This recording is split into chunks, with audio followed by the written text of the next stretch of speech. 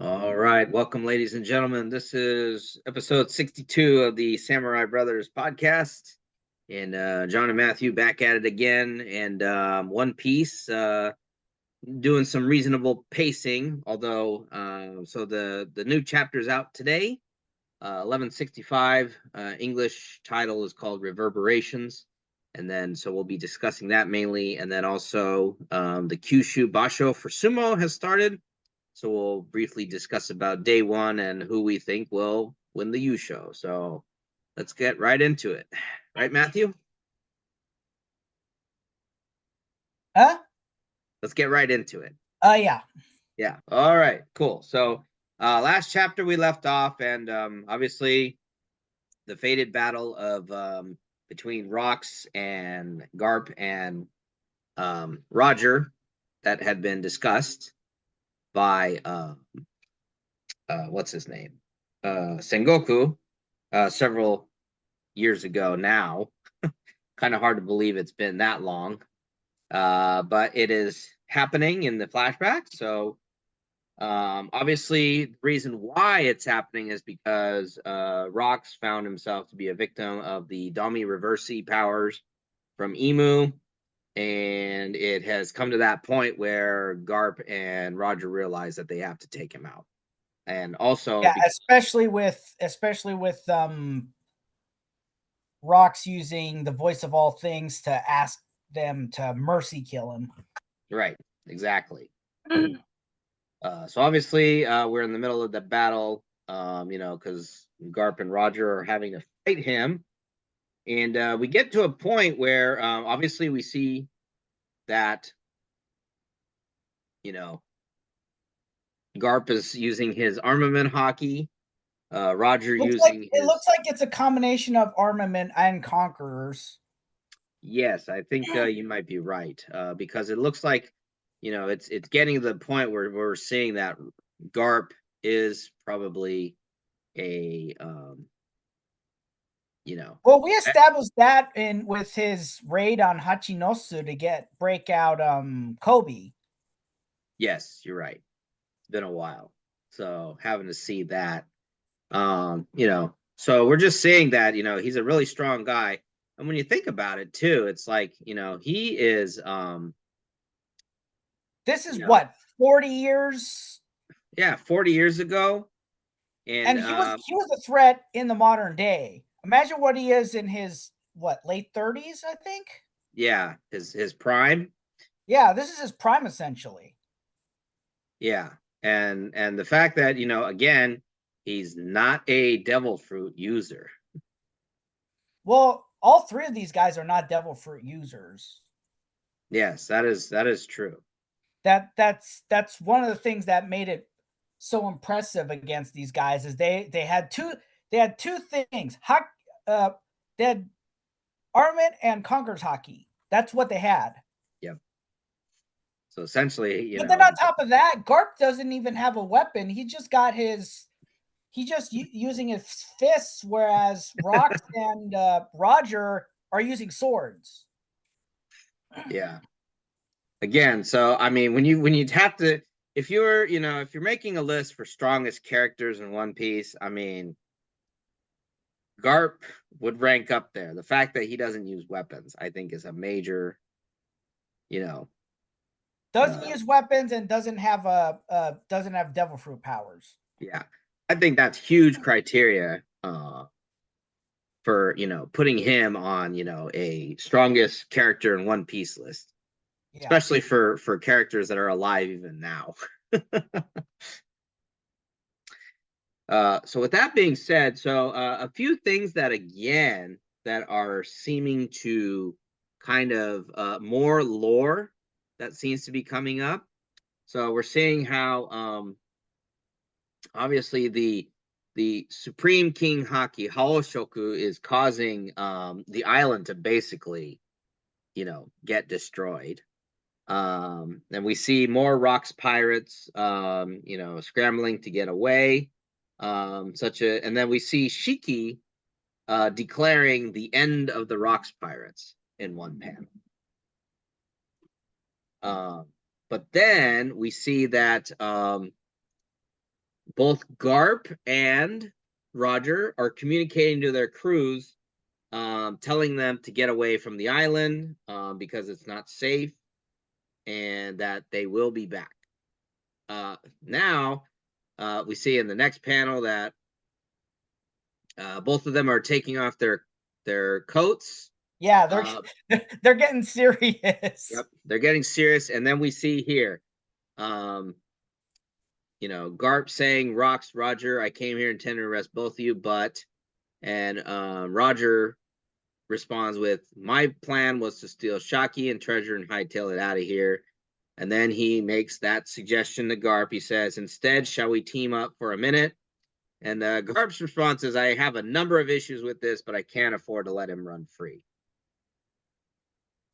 So, obviously, really interesting how this all works out, in the lore of One Piece. And yeah, Garp says that he has a curse. Is there any way to break it? They're trying to snap him out of Dami Reversi, but it's just not working. And then obviously we've got the Roger Pirates scrambling to get back to the Oro Jackson.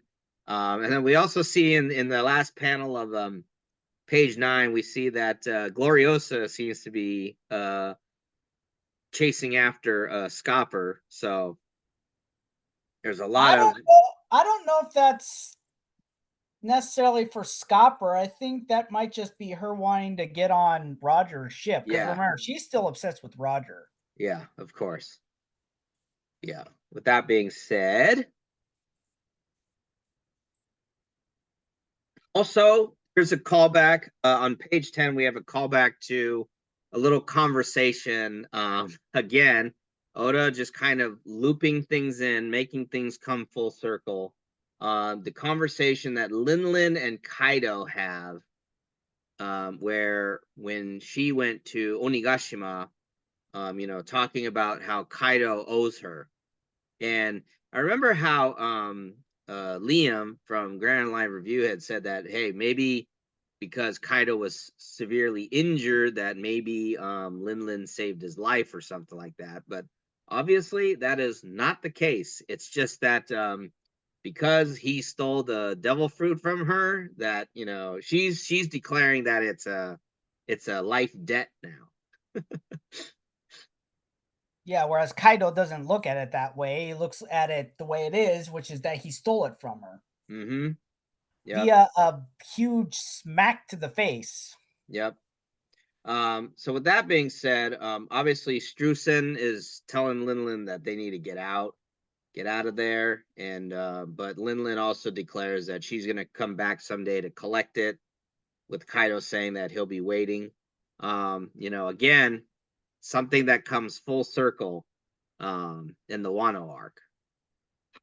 Again, really interesting how Oda is just able to patch things all together, wouldn't you say? Yep. And then here's the one that I think is the most standout thing of this whole chapter. And that is that Newgate is wandering around because obviously he's trying to get off the island as well. But someone is calling out to him. He says, "You're the one that knocked down the mountain, aren't you, Newgate?" Obviously Newgate's like, "Well, who are you?" And this person says, "Looks like your crew's falling apart. The name is Graham." And it says Polo Graham. And obviously the one thing that is noticeable about this particular guy, hold on a second.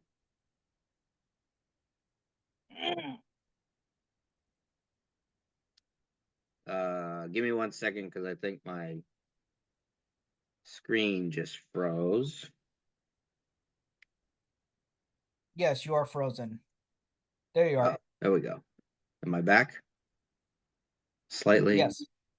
I was trying to close a bunch of tabs, but anyway, so again, Polo Graham is this guy's name. He bears an awful, a big, huge resemblance to Marco. I think I read somewhere that's it was either on Discord or Reddit that someone said we got a Marco Polo going here. I mean, just again, just Oda, you sneaky person. Just Yeah, how Polo. We can assume that Pologram is one of two people. He's either the father of Marco the Phoenix, or he is Marco the Phoenix. that's a really good Well, way. actually, wait a minute. I just remembered. How old is Marco the Phoenix in the modern day? So I looked it up. Marco is 45 years old, and this took place what 40 some odd years ago. Okay, so he has to be so Polo's got to be Marco's father. Yeah. Now, obviously, the wiki is not confirming it yet. Well, it's not confirming it because there's nothing to confirm. We just know the guy looks like the spitting image of Marco, and that his name is Polo. We don't Again, we don't know anything else about this guy. So until it's confirmed, which might happen next week, then I mean, there's officially there's no connection. Officially there's no connection, but for those who know of the history and the person. Someone else on Discord was saying that in that picture of both Garp and Roger saying I'll be back, they were saying that those at that moment they looked like their respective first or second generation offspring. Like at that point Roger looked like a slightly older Ace, and Garp looked like a slightly older Luffy. Yeah. Oh, okay. Yeah. That does look interesting. Well, it makes sense because they're in their 30s in this flashback, and that's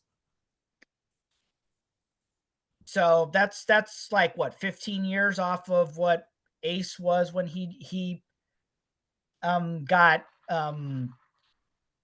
Sakazuki'd and what Luffy looks like now. So well, anyway, so kind of going back to so Graham is offering Newgate a chance to go on his ship, and he wants him to team up. So because Newgate doesn't have a ship to go back to. I get a feeling that this is going to be the beginning of the Whitebeard Pirates. Yeah, it could be. As much as Newgate is dismissing him, this is going to be the beginnings. So then we see, and then last panel, we see Ganzui, and then we see Stussy, and then also Gilbaster, and it looks like we do have a confirmation that Gilbaster was the previous user of the Horo Horo no Mi, which is used by Perona now. So yeah, it is funny how who's essentially let's be honest, Gyuma had more of a more involvement in storyline than Gilbaster. Gilbaster is an Easter egg to those of us who for those of us who read Wanted, you and I, he's an Easter egg. Gyuma is more in depth because Gyuma is the ancestor of Zoro, yeah, he's an ancestor of Zoro. Even though he probably didn't know it at the time that he was facing him, because he didn't know a whole lot about his well, I don't think even now in story he doesn't know about his lineage, his ancestry to Wano. Does anyone in storyline even know his ancestry to Wano? That might be just something that nope. that might just be something that us as the objective reader. Yeah, it's just us as the readers, we're the only ones that know about it. It's like there's been no attempt for Oda to make any connections in story that And I think this also establishes, even though in the original the Kuma centered flashback they showed Gilbaster with 6 arms. Here, this flashback, he's only had 2. So I'm genuinely thinking that his forearms in on what's it called, on Thriller Bark. Yeah, on Thriller Bark. I think that's a result of I think that's a direct result of experimentation. Like the hogback experimentation, because he was the one who stitched up all the zombies. Moria is the one who brought them to life. Yeah. Okay, so then now we're getting into something that we see is probably also the start of the revolution, because Dragon is kind of committing treasonous tasks, or not treasonous tasks, treasonous acts here, because he's holding his superior officer on the Marine ship at gunpoint. He's telling them to let the people on the inhabitants of the island onto the ship, and obviously the Marines are telling him that this isn't the end, and obviously Dragon responds with, "It better not be." So for a fact that he's probably, even if there's probably, I would imagine that what may happen is, and that what really drives him to just get out, either he's going to be severely disciplined, or the worst thing that could happen is once the inhabitants are taken to safety somewhere, that they'll probably be executed, because no one is supposed to be alive from that island. And I think and the orders are gonna start at the end of this page and then into the next one. Right. So probably I would imagine that even after they get away from the island, is that someone from the world government discovers the inhabitants on that ship, and they'll probably be executed, and that will just drive Dragon over the edge, that he will I wonder if Dragon's might even spend some time in prison. I was gonna say he might spend some time in prison, but then again, remember the hero of the Marines, Garp. I don't know if they'd be able to justify putting the son of the hero of the Marines in prison. So maybe they might just either discipline him, or they might court-martial and court-martial, but they could also discharge him. What's it called when you're ejected from the military? A dishonorable discharge. He might be dishonorably discharged. He could be, yeah. That's a possibility. Or he could just abandon his duties and just leave on his own. Yeah, well, either way, you could tell he's had it. It's like he was told to do something against his conscience. He started to do it. Then he tried to save people. He tried to save people, and in most cases, it didn't work. Or no, actually no. With the people with Kuma and everyone else, he did. Yeah, he did. But he wasn't able to save. He didn't know he helped to save Shanks. He definitely didn't help. Definitely didn't save Shamrock. Yeah. But either way, he's just like, he's had it. He's done taking orders. He's been pushed to the edge, and he's finally just like, I'm not following orders anymore. I followed orders, and I did some horrible crap. Put it that way, so we don't so for profanity, but he's done. He's not obeying orders anymore, and even if the people aren't saved. No, I was gonna say, even if they aren't assassinated and he doesn't spend time in prison, he's probably already towards the path of a revolutionary. He's yeah. It's like you said, if he doesn't get court-martialed, he's resigning his commission. He's just, I'm done. I can't do this anymore. So we'll go ahead and wrap up the chapter here. We see that Scopper and Rayleigh have left the Oro Jackson to get back on the island. So obviously they're probably going to have some involvement, at the end of the fight, or Yeah, I was gonna. they're getting Well, and we know that both of them are Conquerors Mhm. hockey users. So yeah, they might. It might be that Garp and Roger are gonna make him vulnerable, and then they're gonna put the nail in the coffin. So here's again, like you mentioned, here is it's kind of I wouldn't call it an epilogue. Um, not sure how else to call this, but basically, obviously the first thing that is being said is that Saturn, while still possessed by Emo, says that the island has never existed. And so we're seeing that what's known as the God Valley incident, is a S level top secret classification. Um,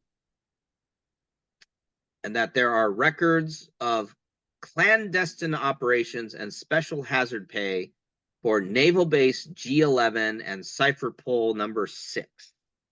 And then the next events are registry of participants in the human hunt expunged. Also, the site of event, God Valley, island location, area population details have been erased. Number of fatalities unknown. And with the end of the chapter coming up, which is that obviously Garp and Roger are getting a little bit outdone by Rocks. It almost seems Roger is asking Garp if he wants to quit the Navy, that he should join them and team up. But Garp says, "Don't be an idiot, because if I quit, who's going to watch out for the rank and file?" Obviously, Garp has Which goes to show he genuinely cares about his the men who are under his command. Mm-hmm. Yeah. So then here's this interesting thing where Roger says it all comes down to mass, doesn't it, Garp? And he's asking what do you mean by that? Um, so then they start getting into conversation about hockey. So Roger mentions that the color of armament is a power that doesn't yield to the devil fruits.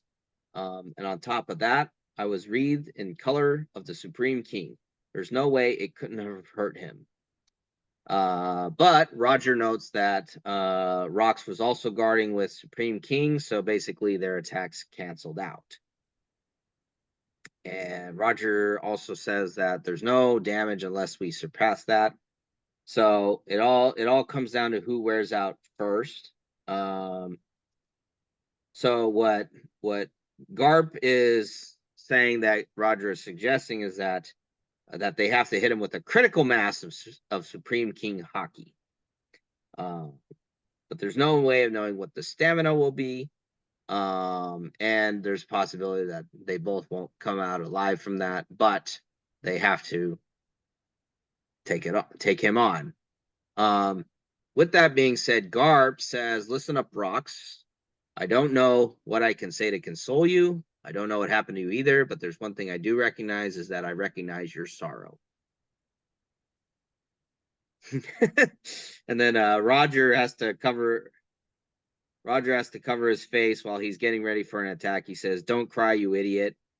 So he unleashes God of Fire, Ace, and then Garp unleashes Infinitum Explosion. And with the last words of the narration saying that the world government attempted to cover up everything that happened here, but the downfall of Rox D. Zebek and his lawless band of followers, the Rox Pirates, who wreaked havoc on their era, cast unmistakable reverberations that shook the very world. And that last attack takes out the other mountain of God Valley. Yeah. So that being said, it's gonna be interesting how what specifically happens after that, because I think then we're probably gonna be in for another lore dump, from Oda about what specifically is going to happen here.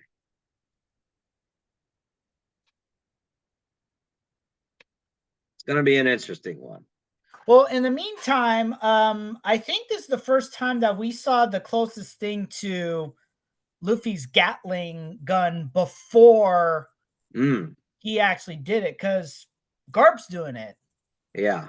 So I don't know if it's just like a genetic memory thing or if it's something he learned from Garp, but this is clearly a familial thing. Yeah. Also, kind of interesting because Liam is pointing out that even this, though, does not really indicate that Rox is dead yet. And like he says, he's going to wait until either Roger or Garp confirm that Rox is dead. I don't know how you do that, but you know, the world government, I mean, Sengoku's saying that Rox is dead. So yeah, I don't know. It's like he has to die. Yeah. Like it's I don't know how else you can. I don't know how else the world would function with him dead. That's true. It's because he's not going to stop. Because Imu's acting as if he's dead. He's referring to. Well, we haven't heard him refer to Teach as Davy Jones, but you could tell that's kind of where they're going. Well, and you know for a fact that Imu has Teach on his radar. Well, and yeah, and so he hasn't referred to. He's kind of sort of referred to Luffy as Joy Boy. Yeah. It's not been direct, but he's insinuating that. Yeah. You know, and then on top, the four people he specifically is zoning in at is Shirahoshi, Luffy, Teach, and Vivi. And who were those four? Probably around his era. They were Poseidon, Joy Boy, Davy D. Jones. Davy D. Well, I think Will Wise is just referred to as Davy Jones, and Lily. So this is kind of where things are falling into place. It's this all of a sudden is making sense because he's like, this is the will of the people that I faced off against, and they're, you know, I'm wondering if Will is going to come out as something of like a reincarnation or like some kind of form of reincarnation, and it doesn't necessarily exist at the same time because there were a few years in between which Roger had passed. You had Roger and what's his name? Roger and Rox came in around their time, but Teach was already alive. Right, but Roger said, you know, he was too early. So but that Roger, doesn't mean, but that doesn't necessarily mean he wasn't the current embodiment of Joy Boy. It just meant that it just meant that he wasn't meant to be the version of Joy Boy that fulfills the will of D. Yeah, the will of D or a prophecy or something like that. I don't know.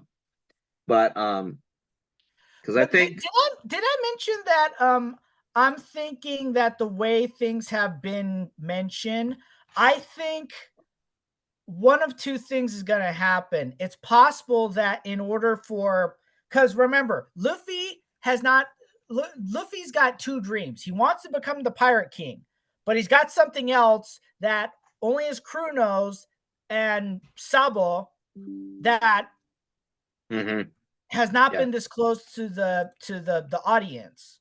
So whatever that goal is, it's clearly going to be the goal of Joy Boy, but it's possible that both Joy Boy and Davy Jones, the current incarnations, are going to have to fulfill it, where there's a yin and a yang. So it's possible that whatever he's going to have to do, he needs Blackbeard. It's going to need to be the combination of. It's going to be the combination of the darkness fruit and the Nika fruit that's going to result. Well, and then on top of that, the darkness 30 fruit, seconds because we need to go into the next topic. Yeah, so the darkness fruit might be it might be a situation where it might have a different name because it's officially called, because the Gomu Gomu no Mi was actually the Hito Hito no Mi Modoro Nika. Yeah.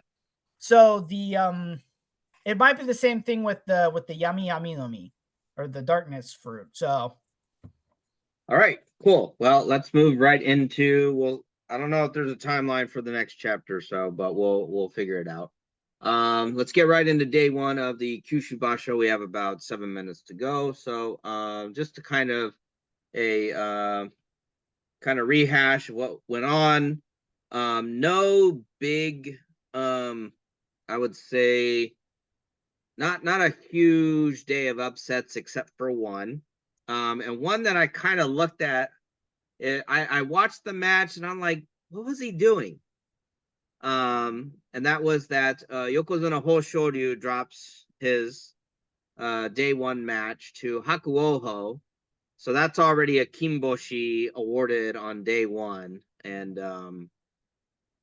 but all the major Sanyaku players did win, which was Oho, who looked actually pretty dominant in his match against Wakamoto Haru, who actually has a 13-4 advantage over him.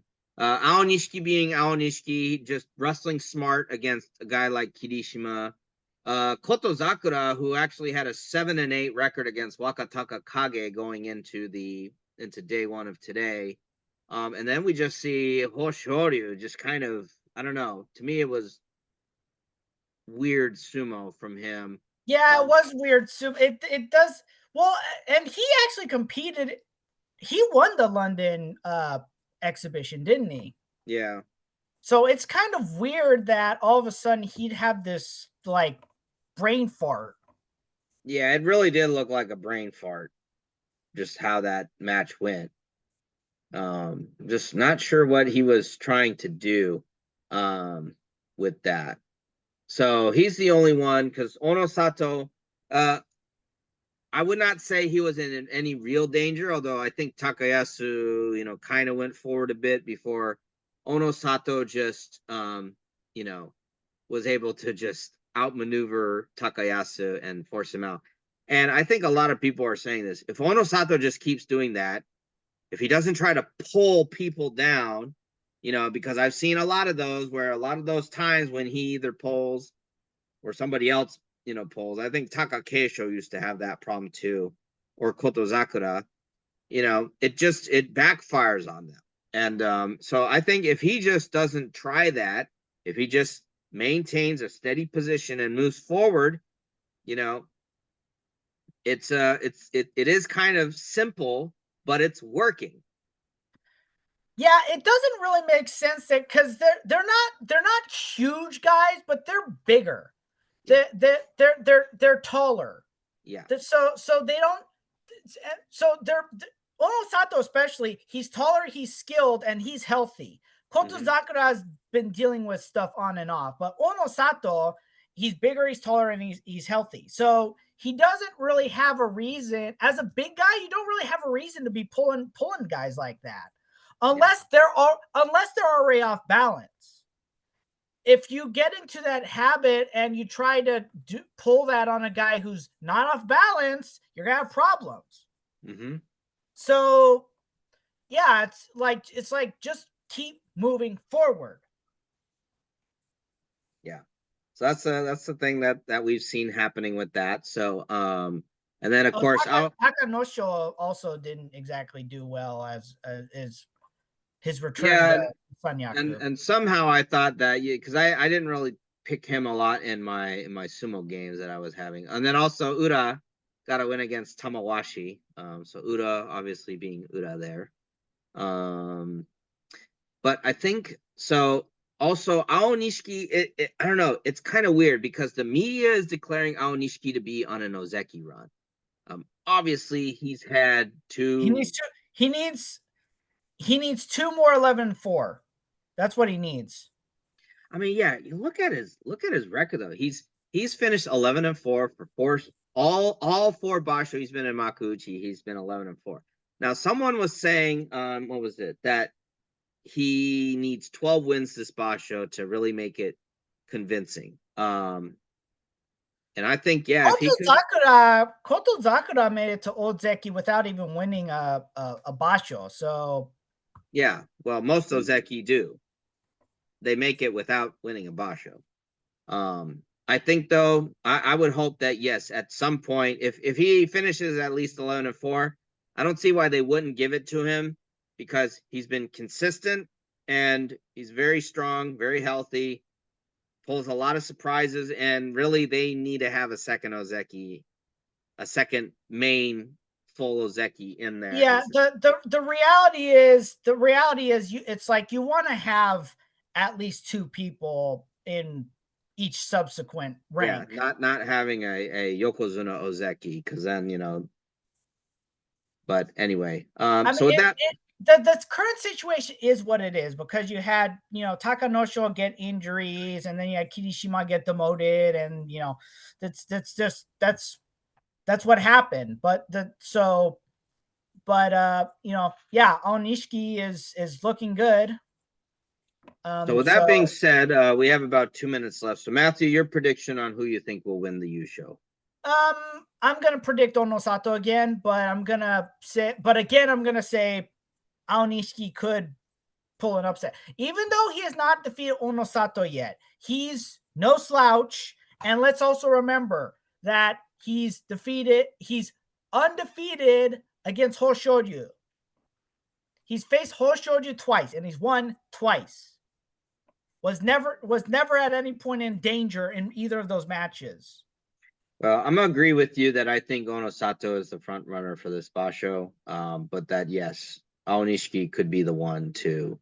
I did predict Hoshoryu in a couple of my sumo games, but after what I'm seeing with today's result, I mean, unless he can pick it up from tomorrow, kind of rebound from this, and then of course Onosato just being Onosato, and if he wrestles like he did on day 1, then he will have a good chance at the Yusho.